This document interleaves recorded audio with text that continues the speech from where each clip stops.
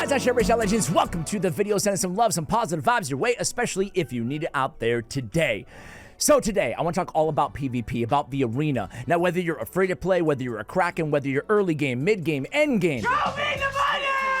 I hope you walk away from this video really knowing how to optimize your roster, right? Looking at the type of champions that we want to build so we have kind of a well-rounded roster to encounter any sort of situation or team that we're facing inside the arena. So in today's video, I want to do that. I also want to give some gearing tips along the way. And most of all, I want to have some fun. I want to motivate you guys because I love the arena.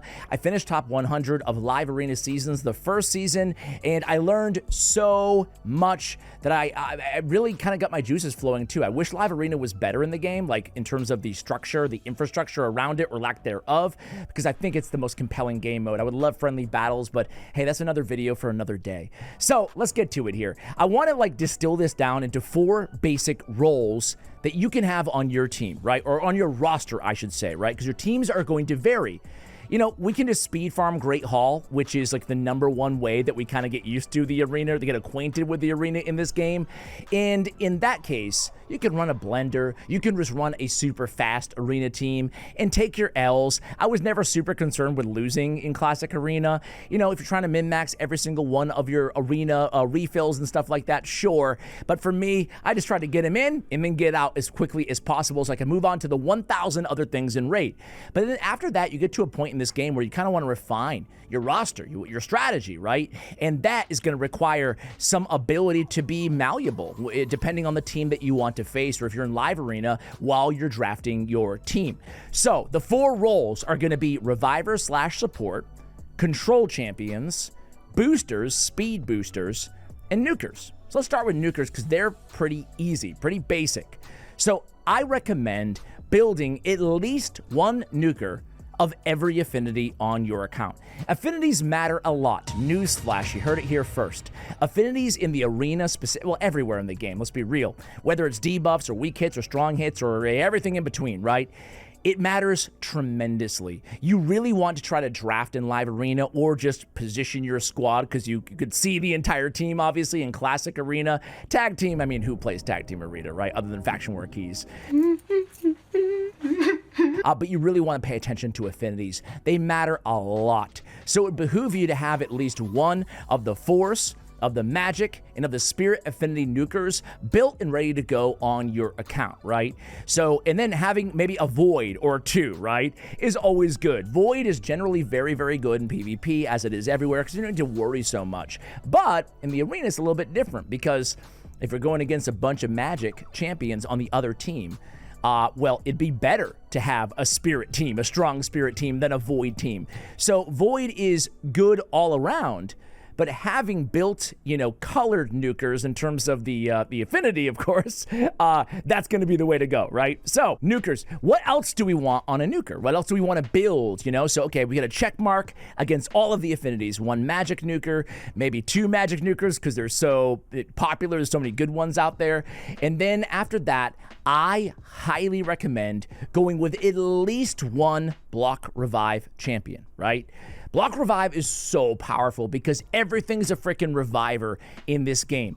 So I love block revive. Now, you can have, again, if you want to go next level, having a block revive option in as many affinities as possible is great. You could have like a Foley and magic affinity. You could have, like, pull some of these champions up. Don't stare at my Siegfried here, right? You could have a Phenax, right, who's amazing in terms of a, what am I doing in Barbarians? Phenax, who's amazing because he can pop off. Phenax is so good. And we talk about it all the time here, right? Carnage also has a conditional block revive in terms of spirit. Mezimil, Luperfang, right? But Phenax has the block revive on his A1, and he's a great response to Harimas and to Alaz's, to these big, tanky, really tough to get rid of defense-based nukers, even a UDK, right? He's also great, and so are any block revivers, especially Spirit, and of course magic against Sun Wukong, right? Because then he'll never come back. You don't have to worry about him popping back with a full turn meter and Staff of Wondering your ass, right? Will be good. So having a block revive built is going to save you a lot of hassle. When do you use a block revive nuker in this game in the arena? ideally when it's a pretty squishy team, right? Because that way, all you got to do is breathe on them and they're dead. That's why it's great against Sun Wukong. Super tanky teams, you know, they might not have enough oomph to get the job done, and usually block revive champions, with some exceptions, they're not as good overall AoE nukers. So you kind of get your punch in early, right? Some of my personal favorites are an Ithri Blood Twin. He's not super meta right now because he's super squishy. He has no fail safes and he's not the best nuker out there, but he does have a triple hitter and everything block revives in his kit.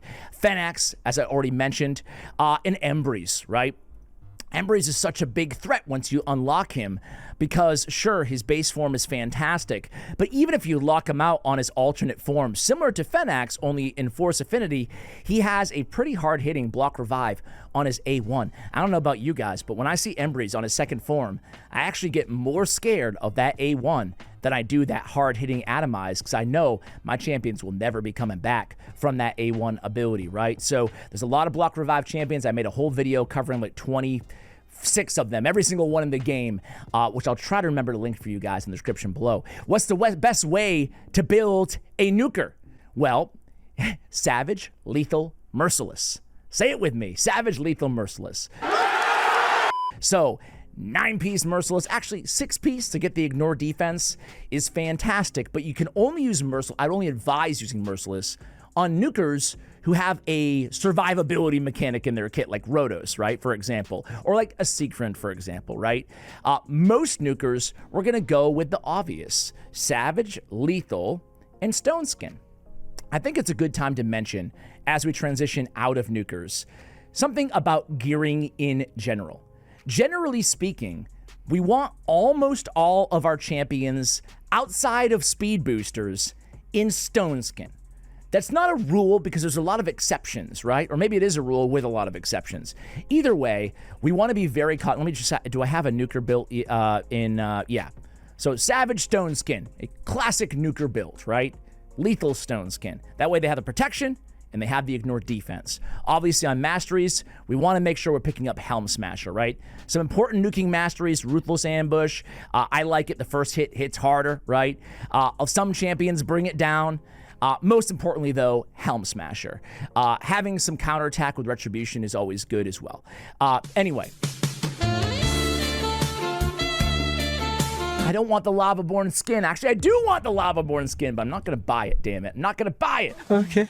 All right, I digress. Stone skin. Besides speed boosters, stone skin's pretty much going to be the way to go. It's the standard in this game, right? You want at least one turn of stone skin, which is 4 artifacts of stone skin, including accessories, right? So we have tools at our disposal. We want to use it for survivability. Stone skin's still so important in this game, but you don't have to use stone skin in every situation. However, when you don't use stone skin, don't mind the missing gauntlets. When you don't use stone skin, no matter who the champion is, we really want to try to get at least one piece of reaction accessories, right?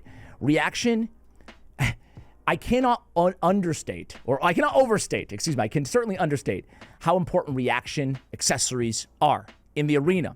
25% chance to change a critical hit into a normal hit when attacked before the first turn.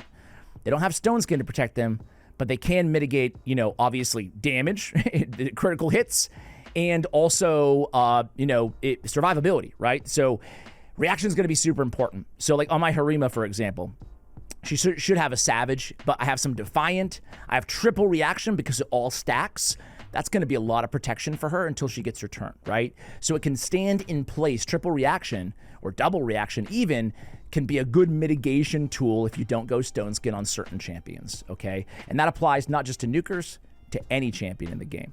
Reaction is very, very good. You heard it here first, right? You heard it. I try to get reaction as much as I can, unless I'm going with a 9-piece or with, you know, a double 4-piece, which we'll talk about in a minute. Let's just move on here. Move on. Controllers. Okay, so there's 2 types of controllers, really. There's like the stunners, like in Armans, right? Like Armans, for example. There is... let's just go Armans and Fabian, because they're champions that both were fusions.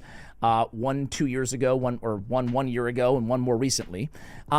And they're both different type of control champions. They're really two categories. Actually, a lot more, but I'm talking about champions that have a freeze, like a Gurgo the Augur, or a stun, like a Armand's the Magnificent, or the lockouts, like a Fabian who he removes all buffs and he resets skills, or maybe like an Alice who has that lockout mechanic in her kit, like a Crixia, like a Yumeko, right? Those champions. So they both have strengths and they both have weaknesses. The weaknesses to a lockout champion, so let me pull up my Fabian for a second. I don't know if I have full gear on him right now. Actually do. So the weaknesses to a lockout are they're not amazing against mythicals. Now, a champion like Fabian is so good. He's actually really good against everybody. But the point is, mythicals can change forms and they have all of their abilities still to go. So lockouts, you know, they're not as effective. They can still be effective, but not as effective. So lockouts, there's Alika, I already mentioned Alice, and then there's Lord Fabian, there's Crixia, there's Yumeko, there's Warlord, right? Champions like that, Basher. Those are very good against non-mythicals, right? And then the control, the stunners, right? And we mentioned a bunch of them already. Let's go like Odin, for example, right? He has the buff removal, which is fantastic, and his stun. Armand's the same thing, right? Those are really good against, well, pretty much everybody, right? But especially good when you're going against a bunch of mythicals, because you know those lockouts might not always be as effective. They can just change forms and then smack you down with a block revive on an A1 like Embry's, for example, right? So with your control champions, let's go back for a second to Armand's, right? I would not recommend, I see this a lot actually, I would not recommend that you build them to be like the fastest champion on your entire account or like using your best speed gear. Personally, I like to protect my control champions, meaning I still like to go with Stone Skin. Now, you see two schools of thought, and, you know, you can make the decision on whatever applies to you and your play style, but I like to save all my best speed gear for my turn meter boosters, which we're going to talk about next, and use some protection as fast as humanly possible. But the reason you don't want to just go all out speed is because on all of these champions, all the lockouts, all the control champions, well, we need them to have high accuracy as well, right? So we need two stats, not just speed on our turn meter boosters, but we need speed and accuracy. So because of this, I like to build them as fast as I can. So Armand's here is 386, but not in my best speed gear. Now, on every arena team, let's talk really briefly about blessings, right? On every arena team, I really try to have it set up so I have one option for intimidating presence on my team. Usually you put that on your turn meter booster or somebody who has a really good speed aura, right? So you can kind of go either way and keep your opponent guessing, especially in live arena.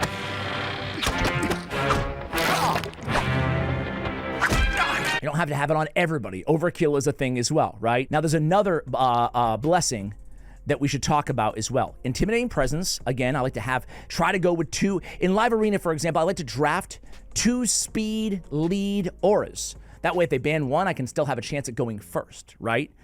And ideally, I'd have 2 intimidating presence for the same thing. But there's a mastery called Temporal Chains that is also very effective, but there is a caveat. Temporal Chains is very effective, but you gotta put it on a 6-star awakening. So I know not everybody has a 6-star, certainly a 6-star that they use a lot inside the arena, but it's good to know about. Instantly decreases the turn meter of all enemies by 15% whenever an enemy receives a 3rd active buff, a la like 1 turn of a Siphi, for example, right? So very powerful here. You're decreasing enemy speed and you're instantly reducing turn meter. So that is another speed kind of manipulator that you can put on a control champion on your team. Some people run like a Star Sage Galathier, for example, in Temporal Chains. As a matter of fact, I do. So that's an option for you guys as well. So there's some control champions. Anything else? Supersonic, I will mention. Supersonic, we're going to talk about in a moment. So let's just use this as a transition tool from the control to the boosters, right?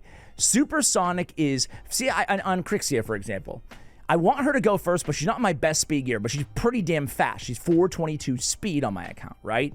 But she's not always going to go first. But I want her to. I want her to cut in line. Maybe not first, but second, you know? So what am I using? Temporal Chains to boost the odds in my favor, reducing enemy turn meters when they receive the buff, aka if they go before my lockout champion, right? Could use this on a warlord, the same kind of a setup on a warlord, for example, right? But also, I have supersonic gear. Supersonic is a little cheat code because let's be real, even your best speed gear is not going to be fast enough for a lot of situations. There's going to be somebody out there, I don't care who you are. I spent too much money on this damn game, and there's still, I feel like, 50-50 chance I'm going to win the speed race because I'm going against other Krakens, right? My job was to get people to spend more money than they needed to. It's going to happen to you too. Supersonic can combat that. A 4-piece Supersonic fills this champion's turn meter by 2% per each buff on each enemy. So that's 8% turn meter on one buff. 16% turn meter boost if all the enemies get 2 buffs. And our bias opening move, boom, 16% turn meter. Night Queen Crixia, she takes over, she cuts in line, she comes in, she removes all buffs, and she resets the cooldown, right?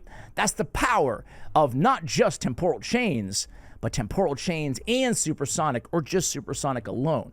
You add all this up, there's a lot of dynamics that goes into going first or cutting in line if you go second, right?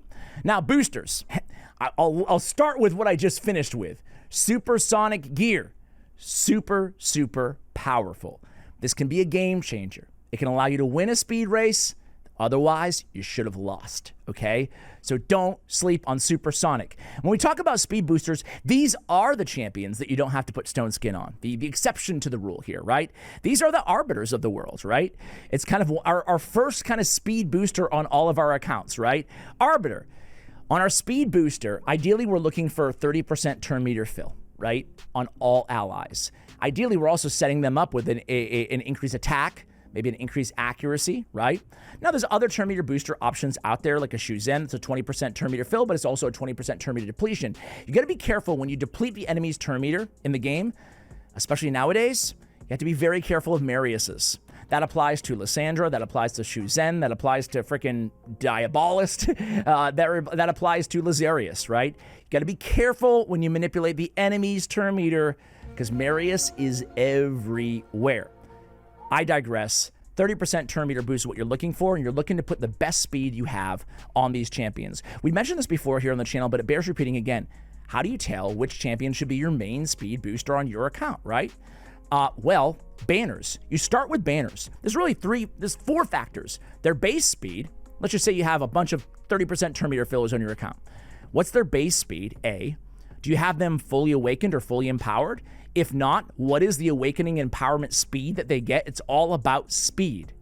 And min-maxing your speed means that every 1 or 2 speed can be a difference maker.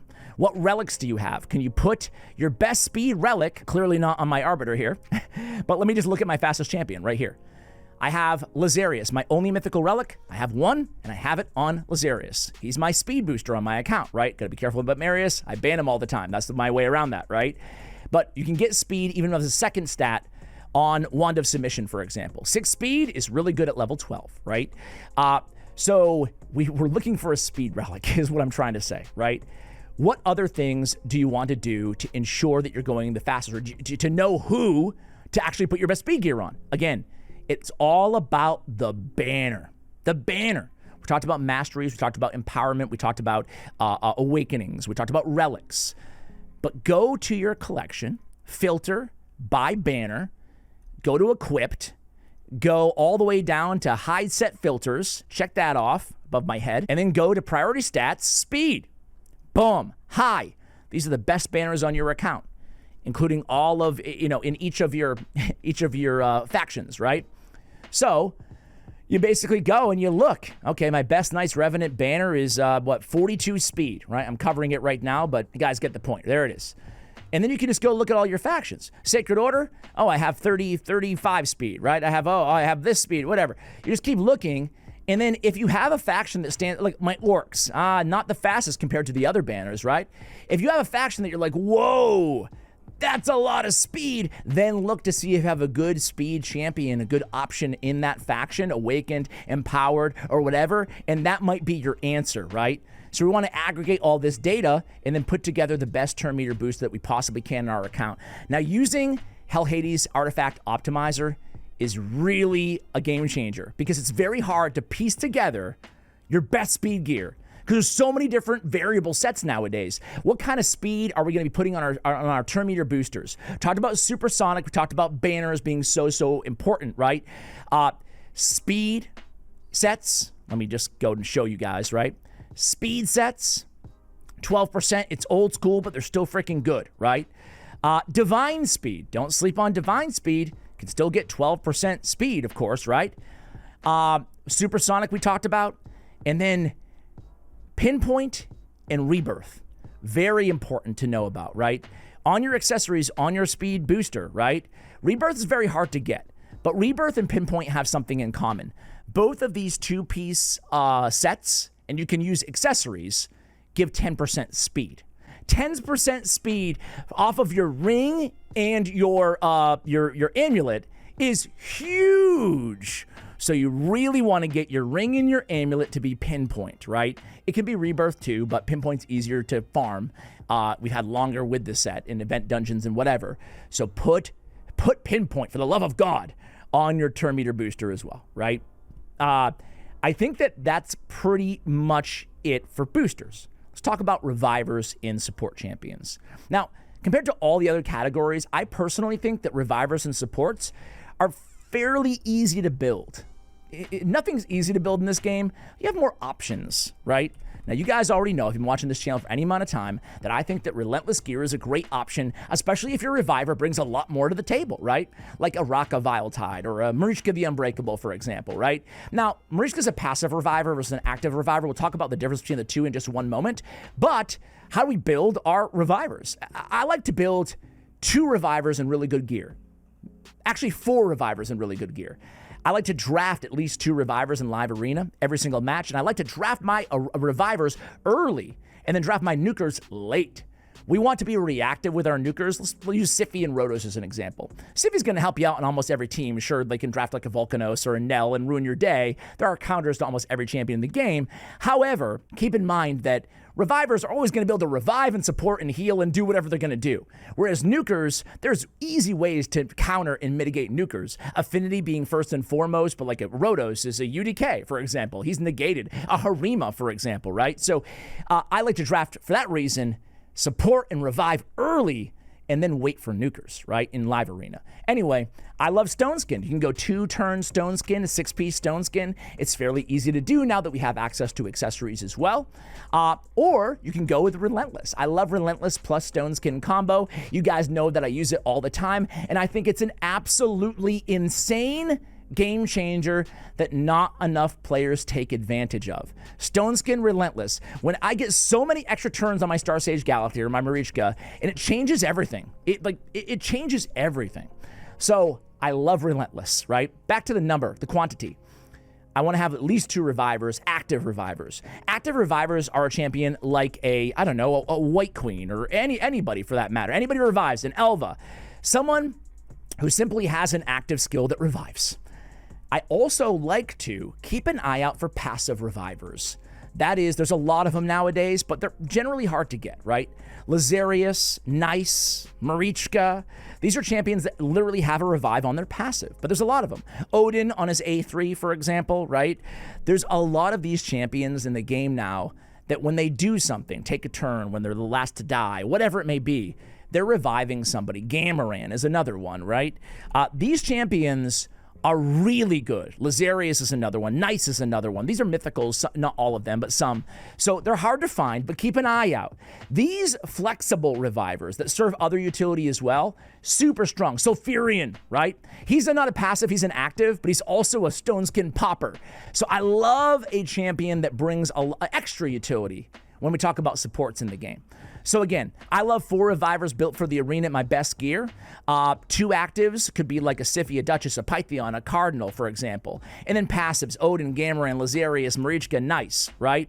2-turn Stone Skin, pretty much the way to go. Draft them early. And that's how I would kind of construct my roster. I would want to have a Lockout. I would want to have a CC controller, at least 1 of each. I would want to have the Nukers that I talked about, at least 3 for every affinity, and then a block revive. I would want to have 4 revivers built. And that's kind of how you can also aggregate and decide your best gear. Odds are you have way more champions than that, and you're probably going to be using them. but it's a good starting place in terms of how to actually assemble a winning roster that allows you the autonomy and the flexibility to choose what you need when you need it. Hopefully you found this video helpful, guys. Thanks for watching till the end. Let me know. Yeah, give me a thumbs up if you want me to do more videos like this. Give me a thumbs down if you don't. Much love, and as always, take care, guys.